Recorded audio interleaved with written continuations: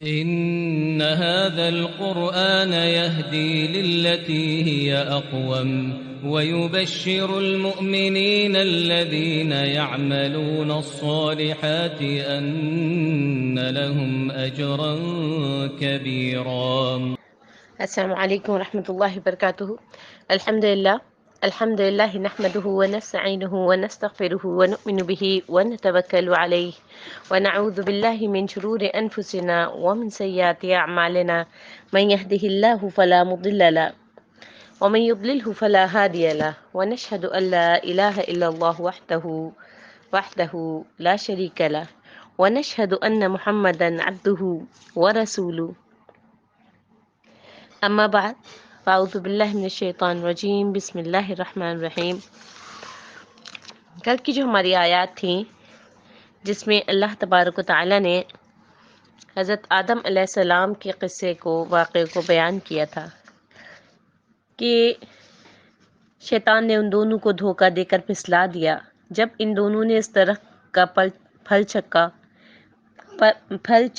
چکھا تو ان دونوں کی شرمگاہی ان پر ظاہر ہو گئیں اور وہ دونوں اپنے اوپر جنت کے پتے چپکانے لگے تاکہ ستر کو ڈھانک سکیں.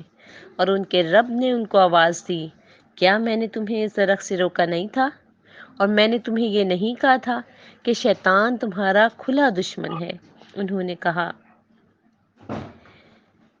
اے ہمارے رب، ہم نے اپنے اوپر ظلم کیا، اور اگر تو نے ہمیں نہ بخشا اور تو نے رحم نہیں کیا تو یقیناً ہم خسارہ پانے والوں میں سے ہو جائیں گے. اس بات کے جواب میں اللہ تعالیٰ نے کیا فرمایا؟ قال اہبطوا بعضکم لبعض عدو. اللہ نے کہا تم اتر جاؤ، تم ایک دوسرے کے دشمن ہو. عدو کہتے ہیں دشمن کو. وَلَكُمْ فِي الْأَرْضِ مُسْتَقَرٌّ وَمَتَاعٌ إِلَىٰ حِينٍ. اور تمہیں زمین میں ٹھہرنا اور ایک وقت تک فائدہ اٹھانا ہے. قَالَ فِيهَا تَحْيَوْنَ وَفِيهَا تَمُوتُونَ وَمِنْهَا تُخْرَجُونَ. فرمایا تم اسی زمین میں زندہ رہو گے اور اسی میں مرو گے اور قیامت کے دن تم اسی میں نکالے جاؤ گے. یعنی جب اللہ تبارک و تعالیٰ نے حضرت آدم علیہ السلام کی توبہ کو قبول کر لیا تو اب تک تو جنت میں رہتے تھے حضرت آدم، اب ان کو زمین پہ بھیج دیا. اور کیا کہہ کے بھیجا کہ ایک وقت مقررہ تک تمہارے لیے ٹھکانہ ہے یہاں پر، تم یہاں رہو گے اس زمین میں، اور تمہاری جو اولادیں ہوں گی وہ بھی یہیں پر ہی رہیں گی، اور اسی میں جو ہے وہ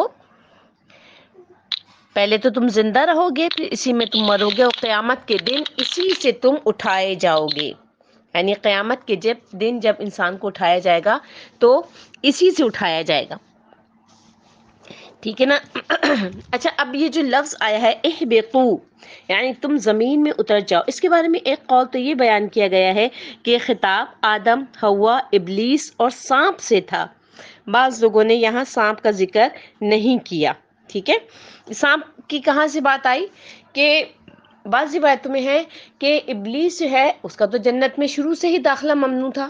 جب اس نے نافرمانی کی تھی، جب اس نے اللہ تبارک و تعالیٰ کے حکم کو کوئی اہمیت ہی نہیں دی تھی، اس نے کہا میں تو سجدہ کروں گا ہی نہیں، اور قائم بھی رہا اپنی بات پہ، اسی وقت سے اس کا جنت میں داخلہ تو اس کا منع ہو گیا. تو پھر ابلیس کیسے جنت میں پہنچا؟ تو بعض روایتوں میں ہے کہ وہ سانپ کے منہ میں بیٹھ کے اور خفیہ طریقے سے جنت میں پہنچا.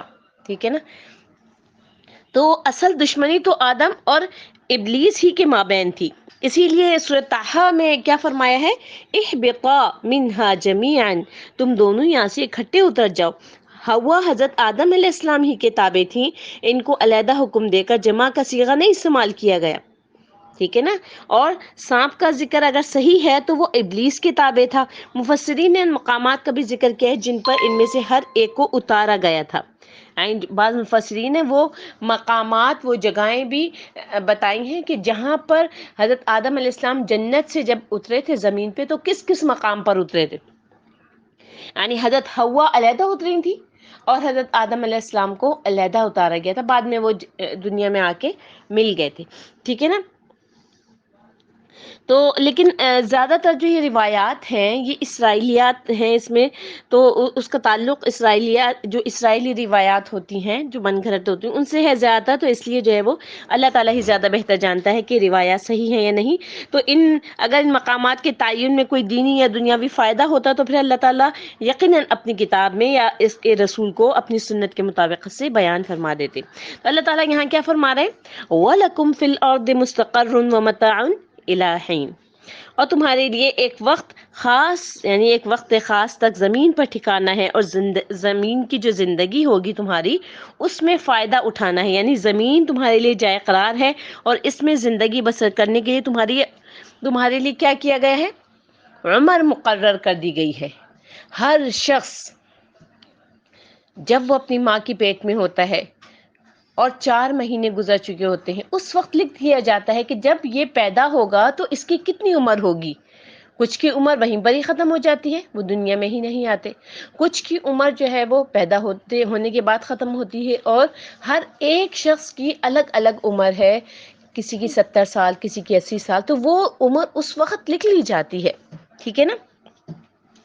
تو اللہ تبارک و تعالیٰ کیا کہہ رہے ہیں کہ ایک تو یہ وقت ہے، یعنی جو میں نے بھی آپ کو بتایا کہ چوتھے مہینے میں اس وقت یہ فیصلہ ہوتا ہے کہ یہ انسان جو ہے وہ یعنی اللہ تعالیٰ کا مقرب بندہ ہوگا یا اللہ تعالیٰ کا نافرمان ہوگا۔ اچھا، اس کے ساتھ ساتھ جو لوح محفوظ پہ مقرر ہے، جو لوح محفوظ پہ لکھ دیا گیا ہے وہ بھی ہے، ٹھیک ہے۔ اچھا، تو اب انسان کے ذہن میں کیا چیز آتی ہے کہ یعنی جب ایک چیز مقرر ہے تو پھر ہم جو ہے وہ کس طریقے سے یعنی کیا فائدہ ہے کہ ہم جو ہے وہ اس بارے میں سوچیں کہ ہمارے لیے کچھ چینجنگز ہو سکتی ہیں، یا یہ ہو سکتا ہے کہ ہم جو ہے وہ کچھ اصلاح کر سکتے ہیں اپنی۔ تو اس کے لیے کیا ہے کہ اللہ تبارک و تعالیٰ نے جب یہ جیسے چوتھا مہینہ ہوتا ہے ماں کے پیٹ میں، اس وقت اگر ماں اپنے بچے کے لیے دعا کرتی ہے تو دعا جو ہے، جو کہتے ہیں نا دعا تقدیر کو پلٹ دیتی ہے، بچپن سے آپ لوگوں نے سنا ہوگا نا کہ دعا جو ہے وہ تقدیر کو پلٹ دیتی ہے۔ تو آپ کی جو دعائیں ہوتی ہیں تو وہ جو لوح محفوظ میں لکھا ہوا ہے نا اس کو اللہ تعالیٰ مٹا دیتے ہیں، اور اسی کے مطابق سے لکھ لیا جاتا ہے جو کہ آپ نے دعا مانگی ہے، اور اللہ تعالیٰ نے اس کو قبول کر لیا ہے، ٹھیک ہے نا۔ تو اب اس کا کیا مطلب ہے، اس کا مطلب ہے کہ ہم نے جو ہے وہ دعائیں مانگنا نہیں چھوڑنا ہے۔ تو تقدیر کا جو برا لکھا ہوا ہے وہ اللہ تعالیٰ بھلے میں بدل دیتا ہے، وہ اچھائی میں بدل دیتا ہے، ٹھیک ہے، جب آپ اپنے لیے دعا کرتے ہیں۔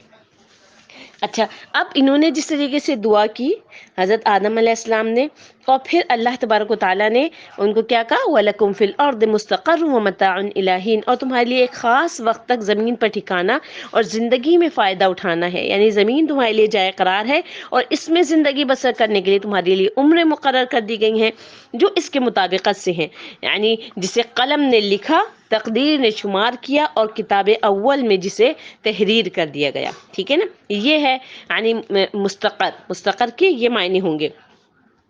پھر اور کیا فرمایا، قال فیہا تحیون وفیہا تموتون ومنہا تخرجون، فرمایا اسی زمین میں تم جیو گے، اسی میں مرو گے، اور اسی میں قیامت کے دن زندہ کر کے اٹھائے جاؤ گے، ٹھیک ہے۔ اسی زمین سے تم لوگ جو ہے وہ تم کو نکالا جائے گا، جس طرح سے ایک اور جگہ فرمایا اللہ تعالیٰ نے، منہا خلقناکم وفیہا نعیدکم ومنہا نخرجکم تارۃ اخری، اسی زمین سے ہم نے تم کو پیدا کیا اور اسی میں تمہیں لوٹائیں گے، اور اسی سے تم کو دوسری دفعہ نکالیں گے، ٹھیک ہے نا۔ تو اللہ تعالیٰ نے یہاں کیا فرمایا ہے کہ اس نے دنیاوی زندگی کی مدت کے لیے زمین کو انسان کا گھر بنا دیا ہے کہ اسی میں ان کا جینا مرنا ہوگا، اسی میں ان کی قبریں ہوں گی، اور اسی سے انہیں قیامت کے دن دوبارہ اٹھایا جائے گا۔ پھر اللہ تعالیٰ پچھلے اور پہلے تمام انسانوں کو جمع کرے گا اور ہر ایک کو اس کے عمل کے مطابقت سے بدلہ عطا کیا جائے گا، ٹھیک ہے۔ اس کے بعد والی جو آیت ہے اس میں اللہ تعالیٰ کیا فرما رہے ہیں، دیکھیں اب بہت غور سے سننے والی بات ہے کہ اللہ تعالیٰ کہہ رہے ہیں، یا بنی آدم قد انزلنا علیکم لباسا یواری سوآتکم وریشا ولباس التقوی ذالک خیر ذالک من آیات اللہ لعلہم یذکرون، اے بنی آدم بے شک ہم نے تم پر ایسا لباس نازل کیا جو تمہاری شرمگاہیں چھپاتا ہے، کیسا لباس؟ جو تمہاری شرمگاہیں چھپاتا ہے اور زینت کا باعث ہے. ٹھیک ہے، لباسا یواری سوآتکم وریشا. ٹھیک ہے، پھر کیا ہے؟ وَلِبَاسُ التَّقْوَى ذَلِكَ خَيْرٌ، اور پرہیزگاری کا لباس بہت بہتر ہے. یہ اللہ کی نشانیوں میں سے ہے تاکہ لوگ نصیحت حاصل کریں. یا بنی آدم لا یفتننکم الشیطان کما اخرج ابویکم من الجنہ. اے بنی آدم، کہیں شیطان تمہیں فتنے میں نہ ڈال دے جس طرح اس نے تمہارے ماں باپ کو جنت سے نکلوایا تھا. ينزع عنهما لباسهما ليريهما سوآتهما. جب اس نے ان دونوں کا لباس اتروا دیا تھا تاکہ ان کو ان کی شرمگاہیں دکھا دے. انه يراكم هو وقبيله من حيث لا ترونهم. بے شک وہ اور اس کا قبیلہ تمہیں دیکھتا ہے. کیا کہا جا رہا ہے؟ انہو یراکم ہوا وقبیلہ، وہ اور اس کا قبیلہ تم کو دیکھ رہا ہوتا ہے. من حیث لا ترونہم، جہاں سے تم انہیں نہیں دیکھ سکتے. انا جعلنا الشیاطین اولیاء للذین لا یؤمنون. بے شک ہم نے شیطانوں کو ان لوگوں کا دوست بنا دیا ہے جو ایمان نہیں لاتے. یعنی اب یہاں پر لباس اور زینت کا اتارنا، یعنی اللہ تعالیٰ اپنے بندوں پر اپنے ان احسانات کو شمار کرا رہا ہے جو اس نے لباس اور زینت کی شکل میں جو ہے وہ ان پر مرحمت فرمائی. وہ احسان جو کہ لباس اور زینت کی صورت میں ان پر فرمائے ہیں. یہاں لباس سے مراد وہ ہے جو انسان کے لیے ستر پوشی کا کام کرتا ہے.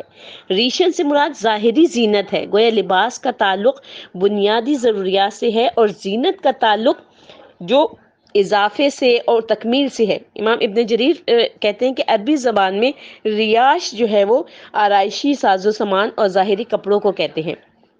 ٹھیک ہے، تو اس کو کیا کہتے ہیں؟ ریشن.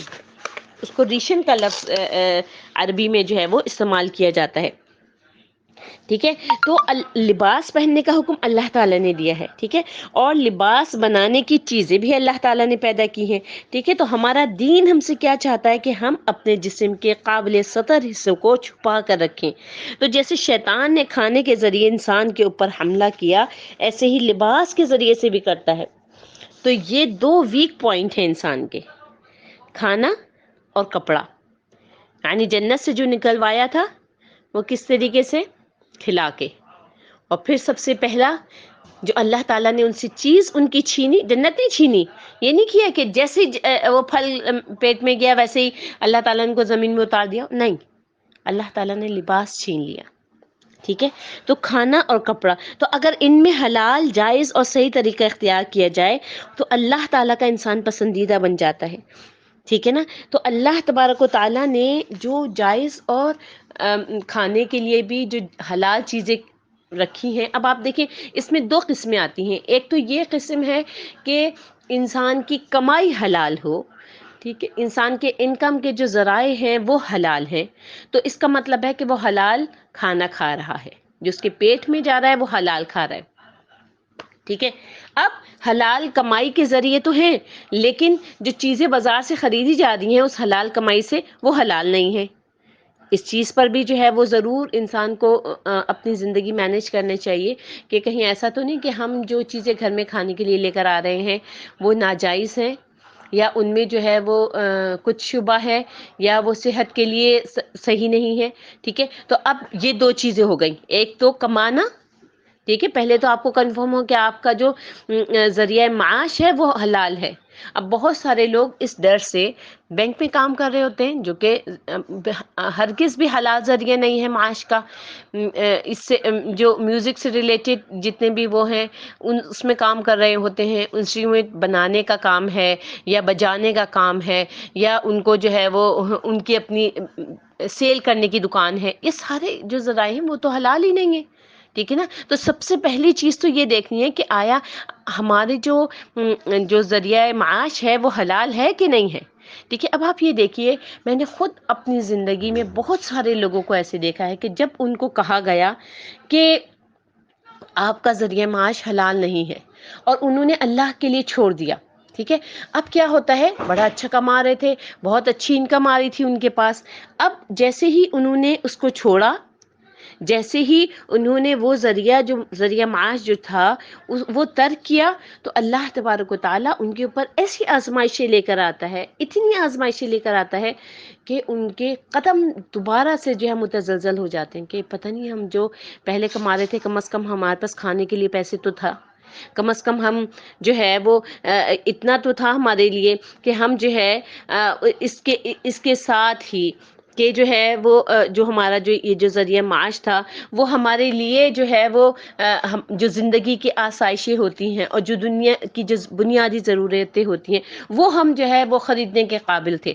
اب یہ آزمائش اللہ تعالیٰ کی طرف سے اللہ تعالیٰ ضرور آزماتے ہیں۔ آپ اپنا حرام ذریعہ معاش چھوڑ کے دیکھیے، پھر آپ دیکھیں کہ اللہ تعالیٰ، اور اکثر ایسا ہوتا ہے کہ اللہ تبارک و تعالیٰ برکتیں بھی عطا کر دیتے ہیں، بہت برکتیں۔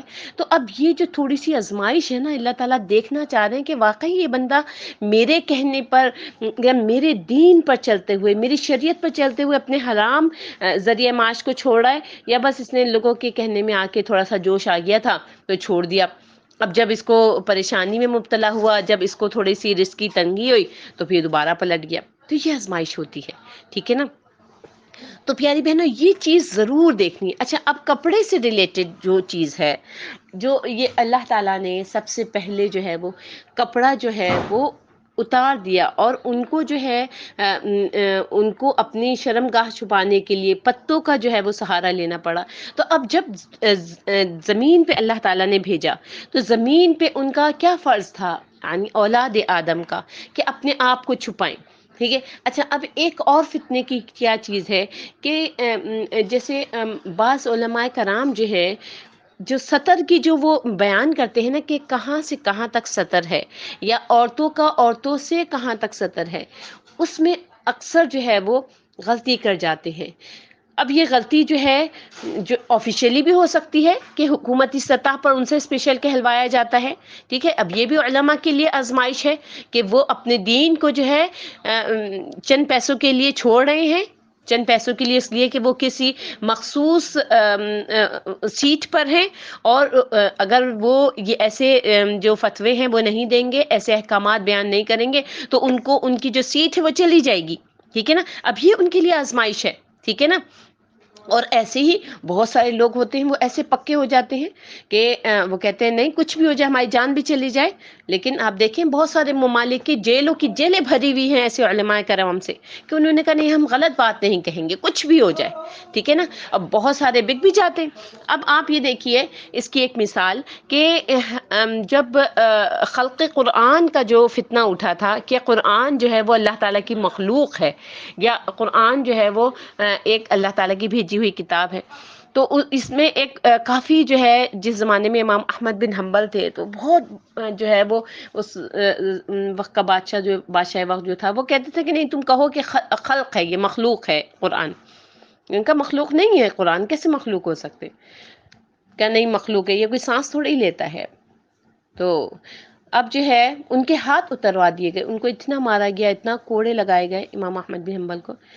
پھر جو ہے انہوں نے کہا جب ان کو جیل سے ابھی رہا نہیں کیا گیا، جیل میں تھے، انہوں نے کہا اچھا میری صرف ایک بات مانو، میں تمہاری بات ماننے کے لیے تیار ہوں، ٹھیک ہے، صرف مجھے یہ بتاؤ باہر کی جو سچویشن ہے نا وہ جا کے دیکھو، اور پھر مجھے بتاؤ باہر لوگ جو ہے وہ کیا کہہ رہے ہیں۔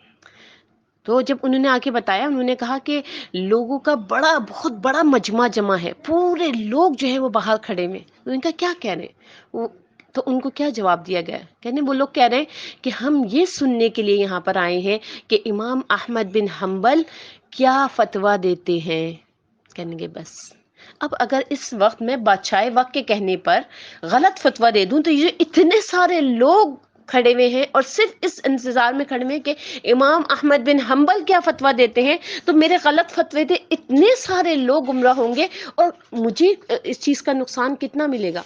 ان سب کو گمراہ کرنے کا جو سوال ہوگا قیامت کے دن مجھ سے ہوگا کہ کیوں تم نے غلط فتویٰ دیا تھا۔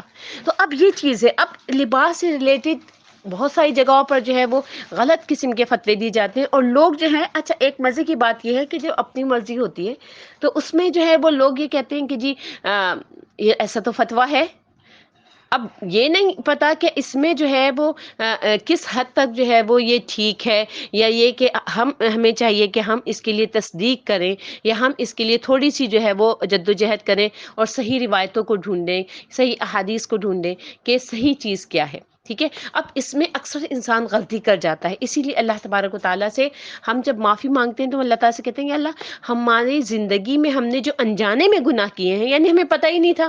اب جیسے اکثر میں آپ کو باتیں بتا رہی ہوتی ہوں تو میں واللہ تعالی عالم کہتی ہوں صرف اسی لیے کہ یا اللہ اگر کوئی غلطی مجھ سے ہو گئی ہے، بتانے میں کوئی غلطی ہو گئی ہے، تو یا اللہ آپ سب سے زیادہ بہتر جانتے ہیں، آپ ایک ایک لفظ کو، ایک ایک حرف کو، میری نیت کو، میرے ارادے کو، سب کو مجھ سے زیادہ بہتر جانتے ہیں. تو یا اللہ ہم سے اگر کوئی غلطی ہو جاتی ہے اور اس طرح کی غلطی ہو جاتی ہے، یا ماضی میں ہم سے کوئی غلطی ہوئی لیکن اب ہمیں پتہ چل گیا کہ ہاں یہ چیز غلط تھی تو ہم نے رجوع کر لیا، ٹھیک ہے نا، تو یا اللہ آپ جو ہے وہ معاف فرما دیجیے گا، آپ جو ہے ہمارے گناہوں کو معاف فرما دیجیے گا. ٹھیک ہے. تو اب جو ہے اللہ تبارک و تعالیٰ نے اسی لیے ان سے کیا کہا کہ یہ جو دو چیزیں ہیں، لباس جس کو ہم نے تمہارے لیے جو ہے وہ زینت کا بھی ذریعہ بنا دیا، اور تمہارے لیے جو ہے وہ حفاظت کا بھی ذریعہ بنا دیا، تمہاری شرم گاہ کو ڈھانپنے کا بھی ذریعہ بنا دیا. ٹھیک ہے. اچھا، اب اس کے بعد جو لباس التقویٰ کا جو ذکر ہے وہ انشاءاللہ اللہ تعالیٰ کے حکم سے ہم کل جو ہے وہ اس چیز کے اوپر بات کریں گے کہ اللہ تعالیٰ نے تقوی کو لباس کیوں کہا. اور اسی طریقے سے جہاں پر حج کا ذکر آتا ہے کہ حج کے لیے اپنے ساتھ سامان لے کے جایا جا سکتا ہے، تو وہاں پر زاد التقویٰ کہا کہ تقوی کا سامان، یہاں پر لباس کو تقویٰ کہہ دیا، وہاں پر ذات کو تقویٰ کہہ دیا. اس پہ انشاءاللہ جو ہے وہ ہم کل بات کریں گے. اللہ تبارک و تعالیٰ سے دعا ہے کہ اللہ رب العالمین احکم الحاکمین ہمارے اگلے پچھلے تمام گناہوں کو معاف فرما دے. وہ گناہ جو عمدن ہم نے کیے ہیں، جان بوجھ کے کیے ہیں، ہمیں پتہ تھا کہ یہ گناہ ہے پھر بھی ہم کر گزرے، اور وہ گناہ جو ہم سے جو ہے وہ ایسے سرزد ہو گئے کہ ہمیں پتہ ہی نہیں تھا. یا رب العالمین آپ ہمیں معاف فرما دیجئے، آپ ہماری مغفرت فرما دیجئے. یا الہ العالمین اگر آپ ہمیں نہیں تھامیں گے تو یا اللہ ہم کہیں کے نہیں رہیں گے. یا اللہ آپ ہماری بخشش فرما دیجئے. یا اللہ آپ ہم پر رحمت فرما دیجئے یا رب العالمین. سبحان ربک رب العزت عما یصفون وسلام علی المرسلین والحمد للہ رب العالمین. السلام علیکم ورحمۃ اللہ وبرکاتہ.